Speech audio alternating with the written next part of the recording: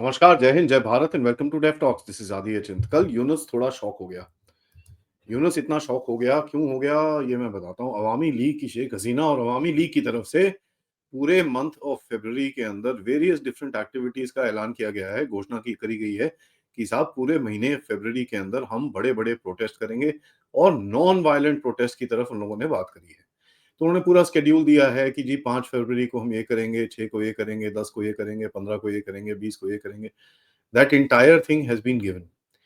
और ये चीज बिल्कुल भी एक्सपेक्टेड नहीं थी कि इतनी मार कटाई के बाद भी अवामी लीग वाले खुले में आके अभी प्रोटेस्ट करेंगे। अब इसका एक एग्जाम्पल इनके स्टूडेंट्स विंग ने दो चार एक एक सवा हफ्ते पहले दिया था। ढाका के बीच में इन्होंने एक छोटी सी मार्च निकाली थी, करीब 50-100 लोग थे वहां पर। और उसके अंदर ये पूरा शहर घूमते हुए गए और सबको दिखाते हुए अपनी ताकत, मतलब हम अभी भी हैं टाइप्स, एक ताकत दिखाते हुए वो पूरा शहर की तरफ घूमे और सबको एक मैसेज दिया। तो ये एक बड़ा इंटरेस्टिंग सा नजरिया है कि भाई जो लोग बोल रहे थे अवामी लीग पूरी तरह से मिट चुकी है, पूरी तरह से खत्म हो चुकी है, वो अपना एक रिसर्जेंस करने की कोशिश कर रही है और उसने पॉलिटिकल सिनेरियो को अच्छी तरह से वहां पर हिला दिया है। और यहाँ पर मैं आपको बता दूं, अवामी लीग और बीएनपी के बीच में भी काफी हद तक सीक्रेट टॉक्स चल रही हैं। एंड क्या उनमें एजेंडा है, क्या है, वो पता नहीं चलता, but there is enough news to state, और ये मीडिया में भी स्टेट हो चुका है और मैंने पहले भी कवर करा है कि इन दोनों के बीच में बातें चल रही हैं as to how to stop these damn students from actually becoming so powerful. क्योंकि इनको ये पता है यार, बच्चे हैं, इनको इतना अकल शक्ल है नहीं, अपने पैसे पूसे बना के ये भी गायब हो रहे हैं। और ये दो प्रिंसिपल पार्टीज हैं, although they hate each other, but in दोनों को पता है कि साहब प्रिंसिपल पार्टीज यही दोनों हैं। इन अगर एक कहीं एक एग्रीमेंट की तरफ ये लोग एक टॉपिक पे जाते हैं, उससे हुआ क्या कि जो एक टॉपिक पे एग्रीमेंट पे जाते हैं उसके ऊपर एक कंबाइंड प्रेशर जमीनी तौर से ये लोग डाल सकते हैं। अब गवर्नमेंट की तरफ से आया कि साहब जो इनके प्रेस प्रेस सेक्रेटरी हैं, उनकी तरफ से एक स्टेटमेंट आया कि भाई interim government will not allow Awami League to hold protest. उन्होंने बड़ा क्लियरली बोला अवामी लीग के पास कोई राइट नहीं है। एज अ मैटर फैक्ट आपको ये चीज महफूज आलम और काफी तरफ से भी ये चीजें बाहर आई थी कि भाई अवामी लीग को बिल्कुल भी हम लोग इलेक्शन भी नहीं लड़ने देंगे। तो ये तो इंक्लूसिविटी की एकदम हद है कि क्योंकि अवामी लीग को के ऊपर ही ये एक इल्जाम लगता था कि वो दूसरों को पॉलिटिक्स में पार्ट नहीं लेने देते। अभी दूसरे उसके साथ वही चीज कर रहे हैं। This is no surprise in Bangladesh, by the way. ठीक है, बांग्लादेश में जब भी ये ऐसे चीजें होती हैं, the one setup who is there in power वो हमेशा दूसरे सेटअप की तरफ हाथ पैर धो के निकलता है। और वो हाथ पैर धो के जब निकलता है तो there is always this kind of repression that actually takes place, जिसके बारे में कल मैंने जैसे आपके साथ कवर किया। ह्यूमन राइट्स की रिपोर्ट ने बड़ी एक्सटेंसिव सी सॉरी रिपोर्ट लिखी है, जहां पर जितनी भी चीजें हो रही हैं as far as political repression और पॉलिटिकल वायलेंस और पॉलिटिकल अरेस्ट और political lawfare for that matter, उसके ऊपर पूरी डिटेल्स में उन्होंने लिखा है कि भाई अब आप बिना किसी कई लोगों को तो आपने उठा के रखा हुआ है, जब उनसे पूछिए आप किसके लिए यहाँ पर आपको रखा है, पता ही नहीं है, क्योंकि आपने कोई चार्जेस ही नहीं फ्रेम करे हैं। सो आर्बिट्ररी डिटेंशन और टॉर्चर और ये वो चीजों के बारे में काफी कुछ लिखा हुआ है उसके अंदर। अब पंगा क्या है, Yunus is in a Hari.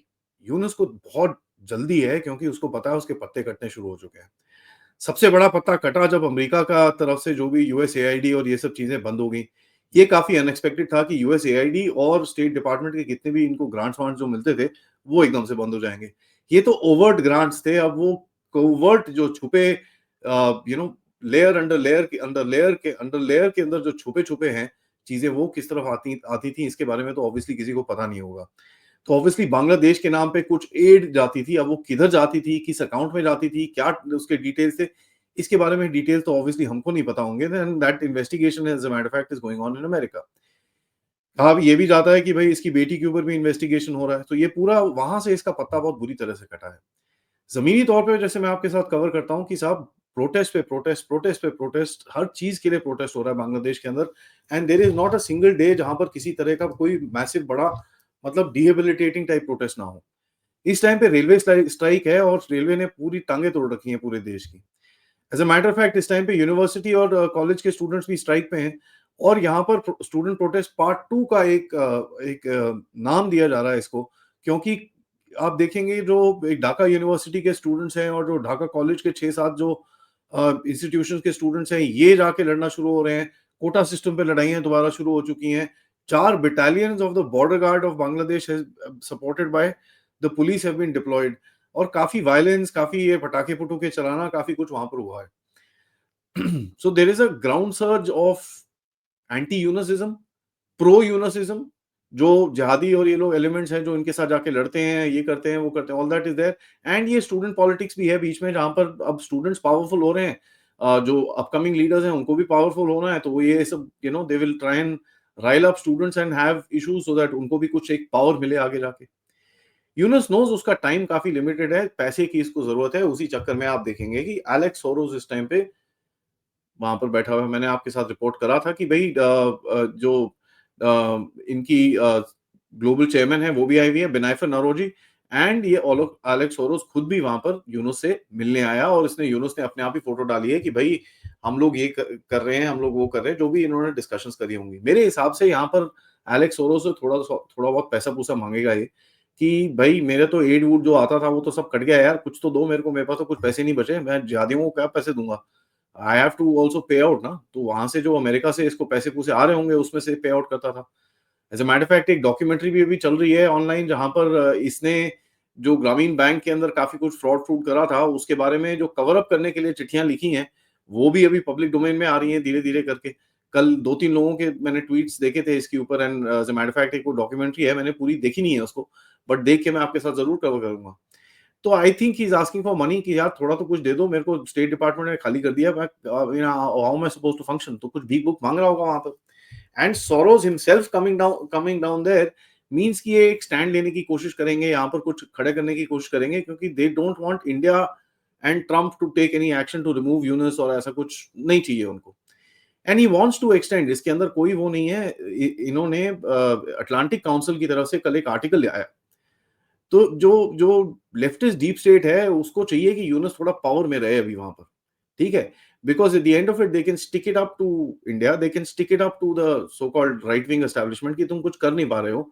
End of course ये जो आर्टिकल कहता है उसके अंदर कहता है कि Yunus must stay power for at least 18 months, ठीक है, तो 1.5 साल तक वो पावर में रहना चाहिए मिनिमम, बोल रहे हैं वो लोग, तो कुछ कोई रिफॉर्म शिफॉर्म करने के लिए। अब देखिए इलेक्शन होना है, और जो ह्यूमन राइट्स वॉच की तरफ से जो डेडलाइन आई वो थी अगस्त तक, 1 साल टोटल उन्होंने दिया था कि भाई उसके बाद 1 साल होगा from the day he sits in the chair, उसके बाद अगर उसने कुछ ग्राउंड पे नहीं करा तो वाट लग जाएगी। यहां पर ये लोग बोल रहे हैं 18 महीने। So there is that there is that discussion which is actually taking place within the leftist deep state कि ये क्या करें इसका। एलेक्स सोरोस मिलने गया होगा, पूछने गया होगा, पता करने गया होगा, क्या करने गया होगा, थोड़ा पैसा पूसा देके आ जाएगा। So they are trying to re-strategize is what I am actually trying to say. One of the ways is to get the support of the army, ठीक है, और यूनिस के लिए ये सबसे ज्यादा इंपॉर्टेंट होगा। तो यहाँ पर आप देखिए आर्मी चीफ एक सेपरेट उनका नजरिया है, वो he is bouncing between the two sides, and दो साइड्स जो हैं, एक लेफ्टिनेंट जनरल मोहम्मद फैजुर रहमान, जो यूनिस के एडवाइजर महफूज आलम, हिजबुल तरीर, जमात, इन लोगों के हैं, और दूसरे हैं शहीन उल हक, जो बेसिकली एक अवामी लीग के काफी माने जाते हैं। तो अब चक्कर क्या है, मेरा तो यही कहना है कि भाई this battle if it actually has to go to a certain extreme, ये फिर आर्मी के पास जाएगी, एंड आर्मी को ही ये चीज देखनी पड़ेगी आगे क्या होता है, who will be the lieutenant general who will actually win, और कर्नल और ब्रिगेडियर और हुएवर इट इज जो निकलता है पावर में से। And this is something that I see in the future कि एक आर्मी के अंदर कुछ ना कुछ झड़प होगी। It may be a coup, it may be a power take, और whatever it is, because this whole thing cannot sustain the way it is sustaining. तो यूनुस को निकलने के लिए भी there has to be a big event that takes place.